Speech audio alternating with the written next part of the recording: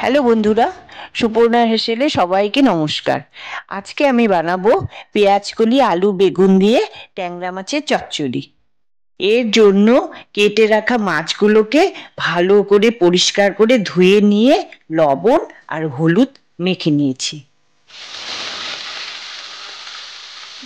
এরপর তেল গরম করে সব মাছগুলোকে ভেজে নিলাম।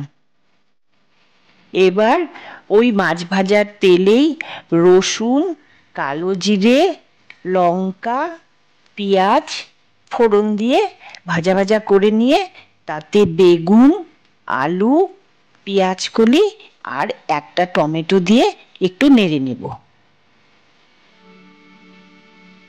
তরকারিগুলো একটু ভাজা ভাজা হলে তাতে লবণ হলুদ দিয়ে একটু নাড়াচাড়া করে মাছগুলো দিয়ে দেব।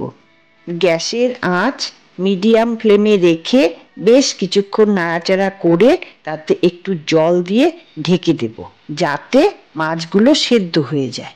এভাবে 5 মিনিট ঢেকে রাখার পর ধনেপাতা দিয়ে এক দুবার নেড়েচেড়ে নামিয়ে নিলেই তৈরি হয়ে যাবে সুস্বাদু ট্যাংরা মাছের চচ্চড়ি। তো বন্ধুরা, আজকের রেসিপিটি তোমাদের কেমন লাগলো অবশ্যই কমেন্ট করে জানিও। তোমরা সবাই ভালো থেকো। আজকের মতন টাটা।